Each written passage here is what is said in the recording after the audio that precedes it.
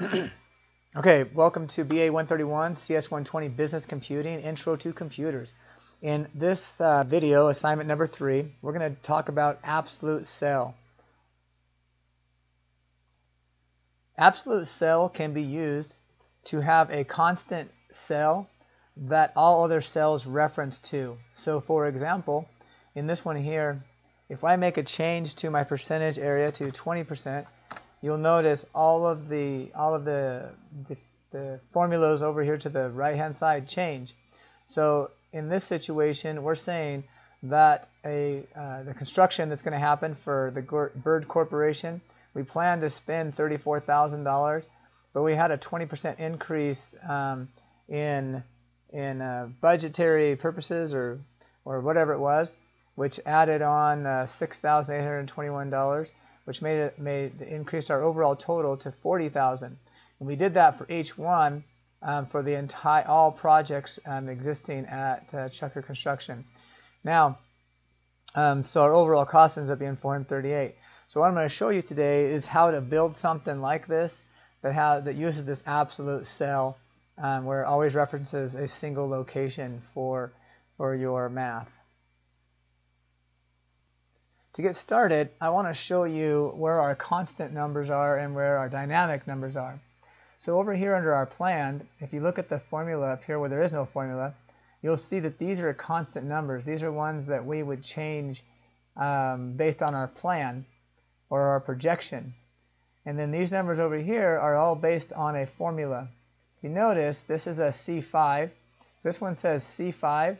So we're going to go here to C5, and it says C5 times $C13, times $13,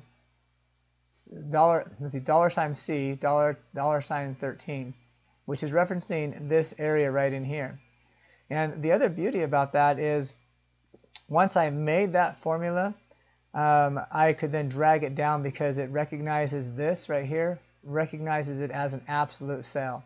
So if I wanted to, for example, I could come over here, and say I'm going to reference D13 instead. So if I go to my formula and I say I want to reference D, I'm going to go $D $13. And by doing that, all of a sudden that number is going to change because there's no content there. But watch what happens as I drag that down or copy it down through here. If I copy that down, everything changes because I use the absolute cell. We get the same reference every single time for those cells. So in order to have some data in there, then we could say 20, and now everything changes to whatever it is, whatever that multiplier is. So I'm going to take that out and show you guys what it would look like to fix it now.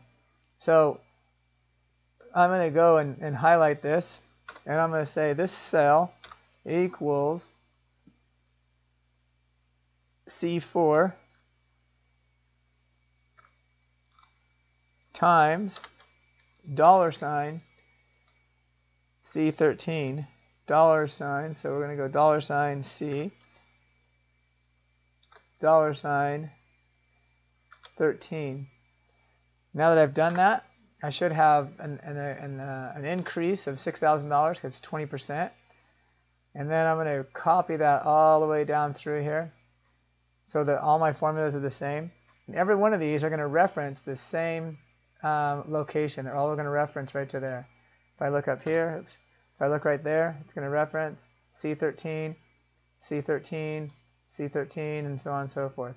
This one over here, what I did is I said, well, now that I know the increase, now I want to see what the new cost will be. So I I added this number and this number together, and then I did a sum of all of it down here below. So right here we have our planned or our projected cost, our increase of 20%, and our new cost. And that's how you work with absolute cells. The rest of what you're seeing in front of you regarding the formatting, You guys have all worked all in past assignments, so I'm not going to go over that. But I do expect to see assignments like this turned in where it has been fixed up. It looks nice. It's presentable as a project.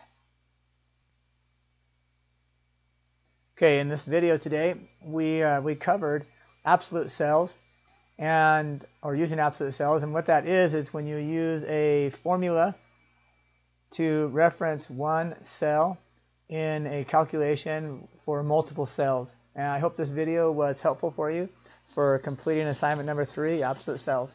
Thank you for watching.